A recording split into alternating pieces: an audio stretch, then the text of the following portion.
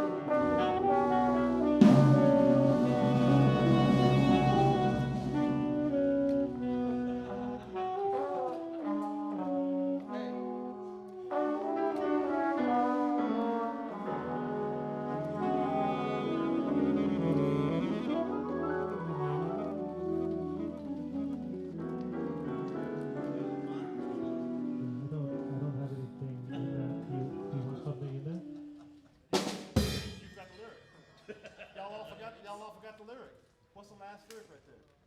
Huh? Yeah. Softly as it fades away. Softly as it fades away.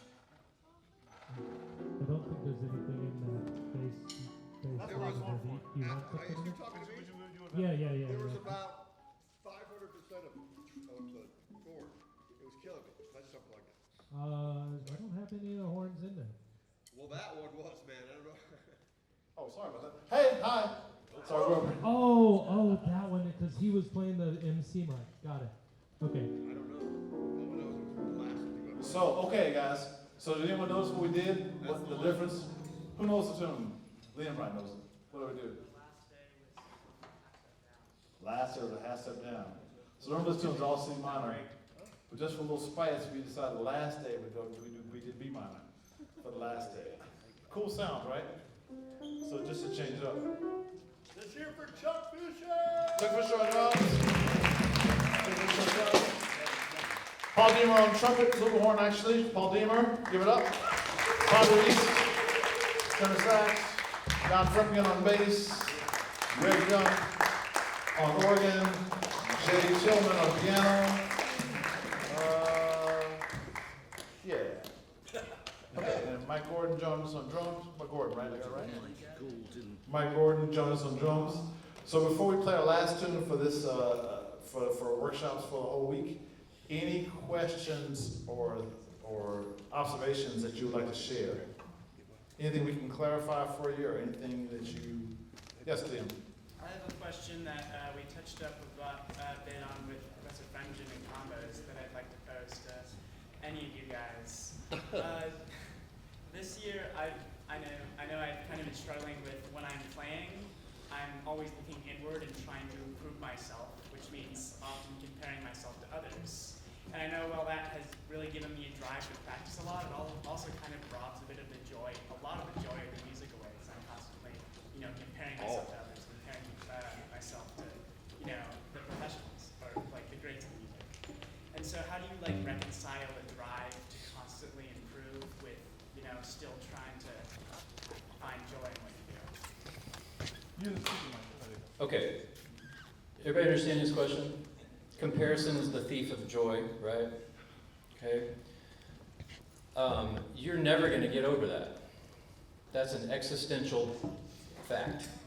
You're always going to be in the tension of that. You just always will. And don't try to make it go away. Because you can't make it go away, don't try to make it go away.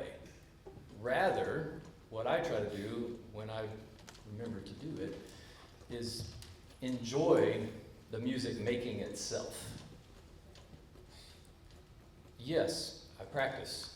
And when I practice, I'm constantly thinking is this the right thing? And I would know it's the right thing because I'm comparing myself to all the people that I've ever heard play. Whether it's these guys on stage with me right now, or anybody else that I look up to and hold in, with esteem, right? So don't try to, you can't escape it. And the first step is to realize that you can't. After you go, oh, yeah, it's just an existential fact. You're gonna constantly be in this tension of how do I sound?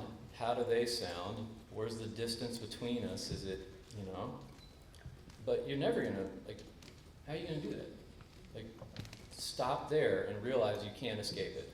Once you realize you can't escape it, then holding that tension lightly over here, focus on the music making over here. Do you know what I mean? Yeah.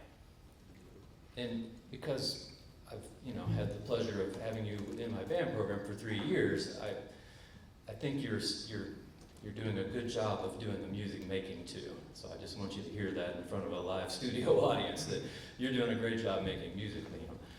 But all of us struggle with this. This is what I have recently come to realize. It's an existential fact. You don't get rid of existential facts. That's by definition, they can't be gotten rid of. So just hold it lightly, realize it's there, focus on making music with your friends. That's my 2 cents. Can I Please, really quick? yeah, please, John. Because we talked about this, right? So there's, yeah, oh, it's wire, man, how convenient. I'm just saying, look out for me. Hey, so there's a difference between comparing yourself to your peers, which Ponder's right, that's never gonna go away, because we don't live in a bubble, right? Okay, but what we talked about was not caring what they think about your play, and that's the trap. Is if you're trying to play this music, and you're like, what does this guy think of my playing?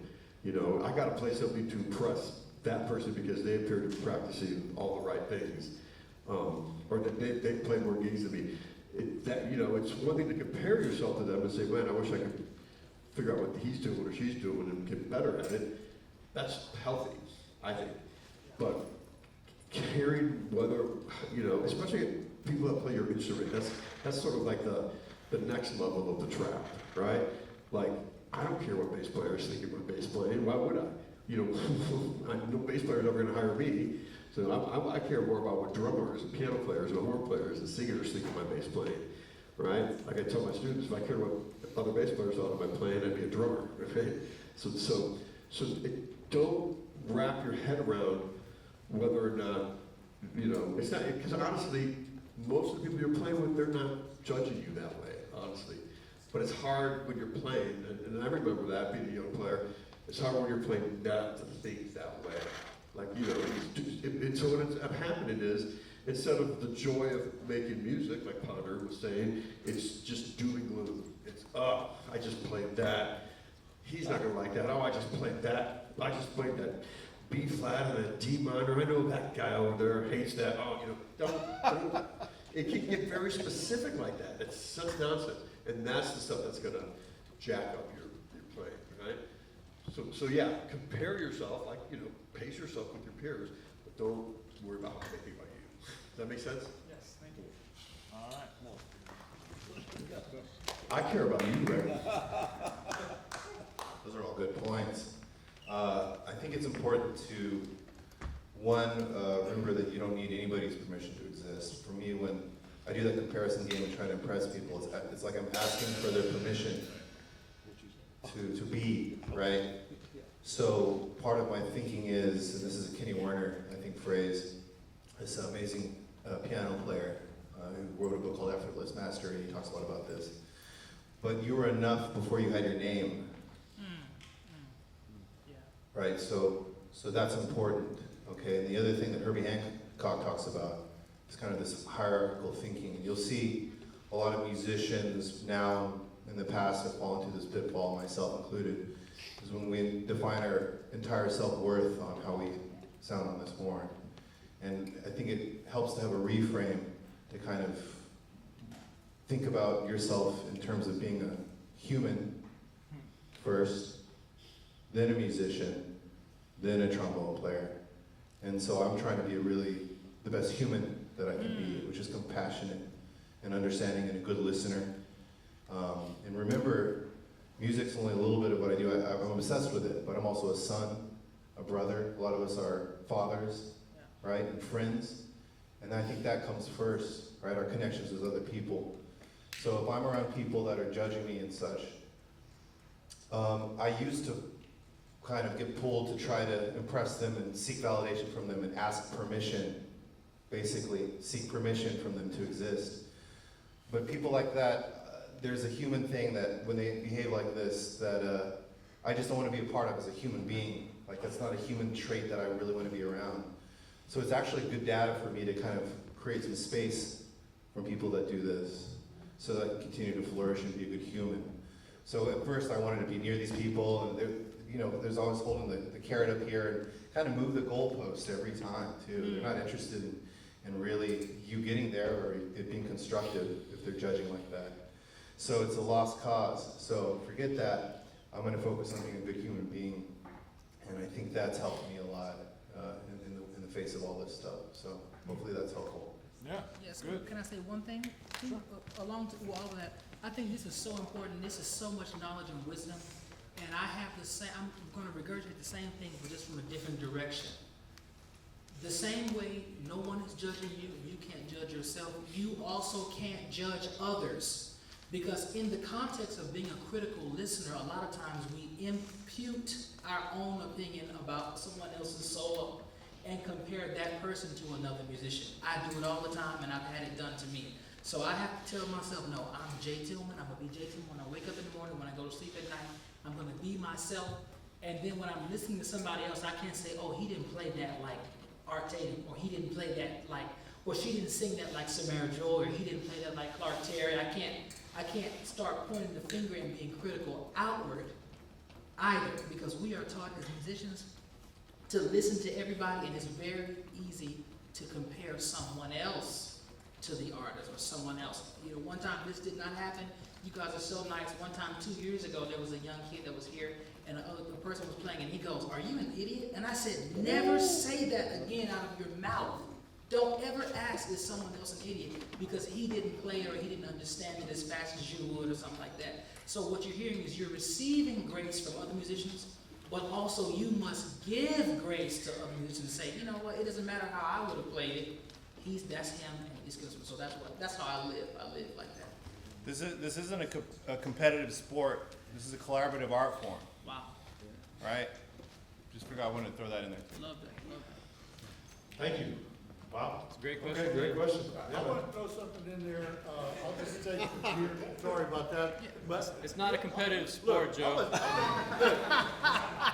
Here you go, look, there, brother, just like yesterday, But I stay told. down there, though. I don't need this, you know. Oh, it's like that, huh? Yeah, well, no, okay. You'll never find as long as Okay, you okay, live. okay. I'll take it, I'll take it. So, just yesterday, I told Ponder and I told Don, I said, you know, I get intimidated. I've been playing saxophone for 59 years, and I don't know everything about the saxophone. I'm not a master. We never master our instruments. If you think you're mastering an instrument, you're crazy. Because I can't say. I told these guys, I was so intimidated when I walked up to that stage with all these great musicians, sax players, organists and stuff. But then, as soon as I started playing, it all went away. Yeah. And when I played, I don't know when I played, but apparently it was okay, right? And none of these guys came up to me and said, "Oh man, you're off. Your timing was off or whatever." But who cares? Have fun when you play. This jazz is fun. Don't be intimidated by anybody. Okay? That's really what we're talking about, right? Fun. Intimidation. Have fun. The operative word is play.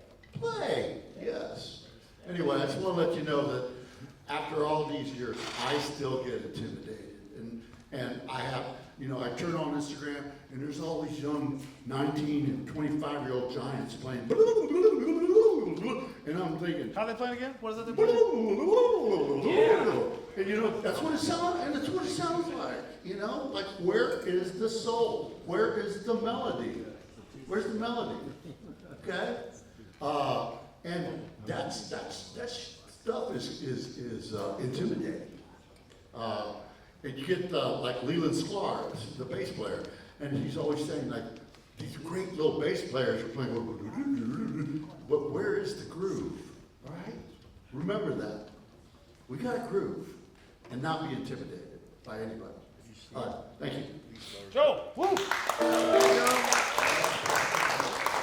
guess I'm going to add one more quick thing, and what I would say to you, Liam, is that because everyone's talked very eloquently and accurately and smartly about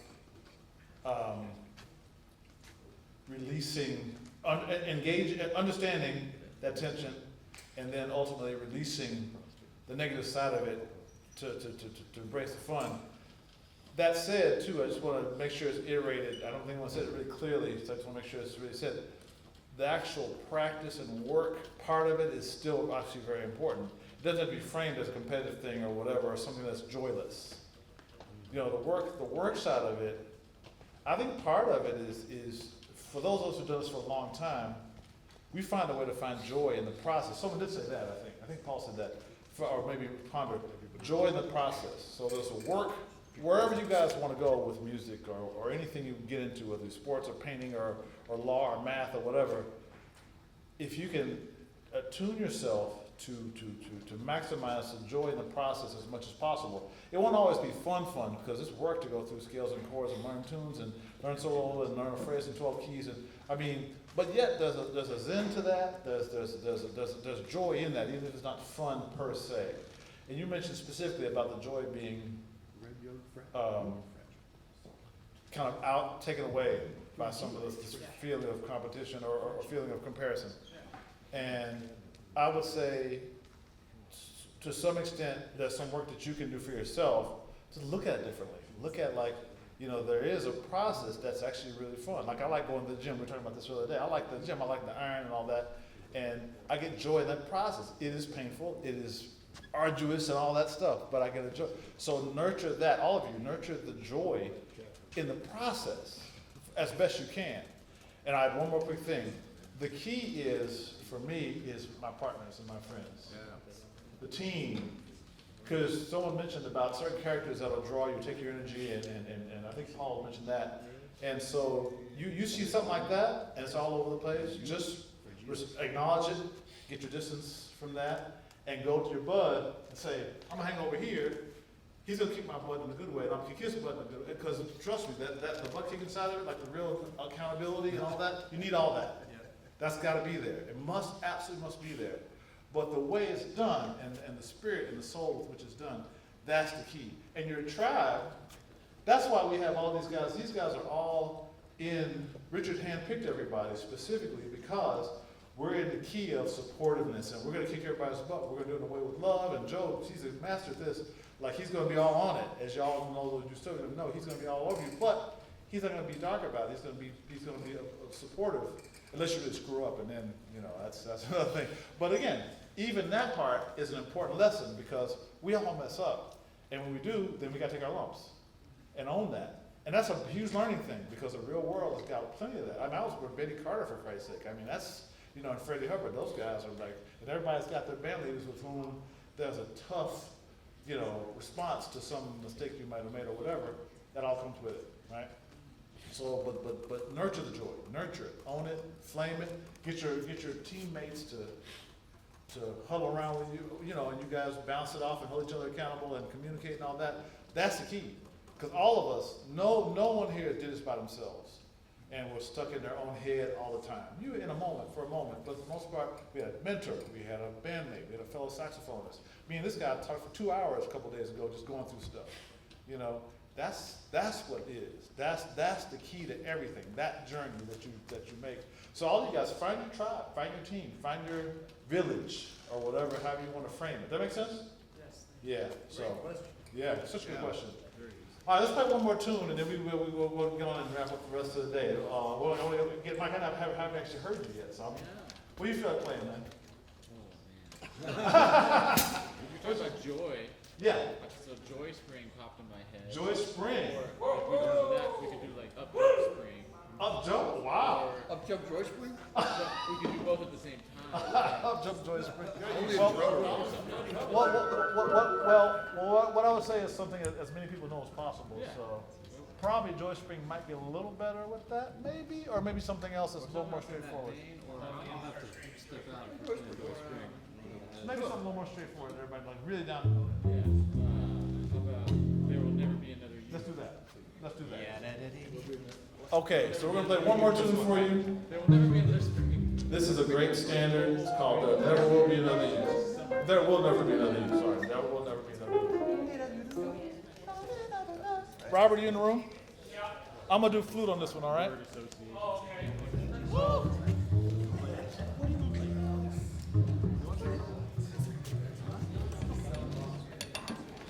Should I use this mic for the flute, or should I use this one? Yeah, just use that vocal mic. Okay, make sure it's not too loud in the monitor so I don't hurt anybody's ears or whatever. Yeah, I took it out. I don't want to I don't want to cripple John. I couldn't hear you at all, but all I heard was like, okay. it's like here. Still hear Yeah, sorry about that. I didn't realize the MC mic was in there. cerebral cortex.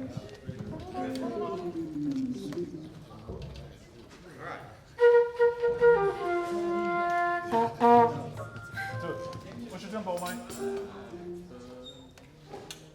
Let's go a little faster. Let's go a little brighter now. I agree. Jeez. Is that okay? Good, Mike? Intro, intro.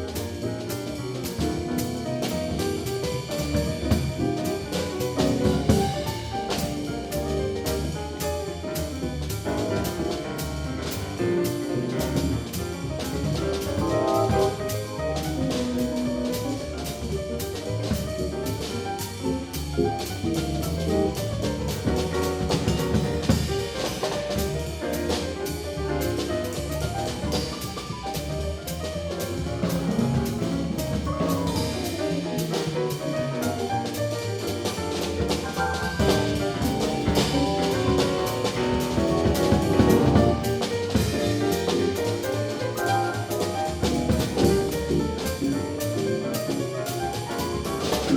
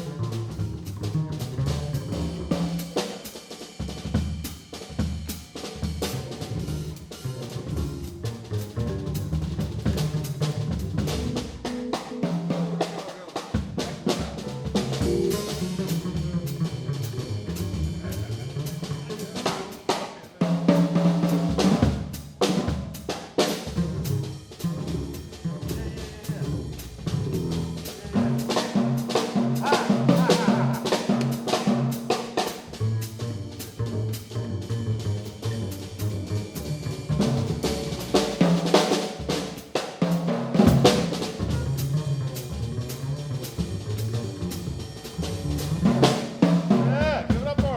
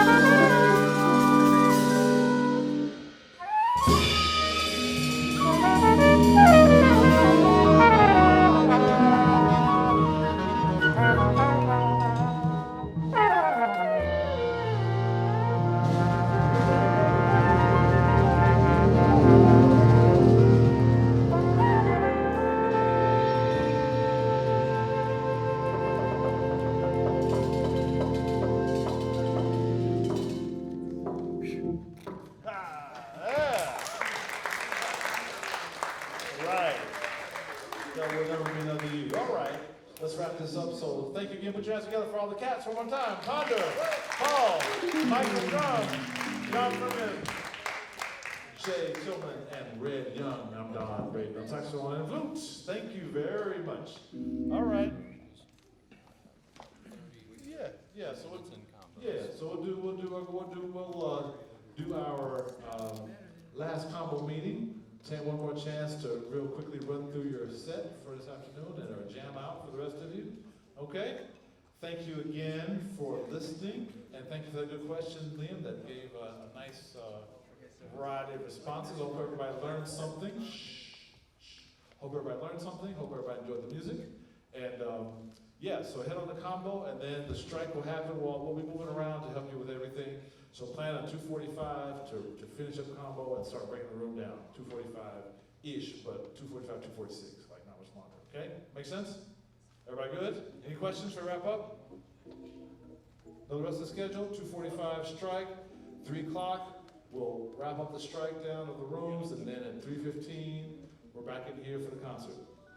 All right, 2 combos. One Here we more go. applause for these guys. Got one round of applause, everybody. Form, round of applause.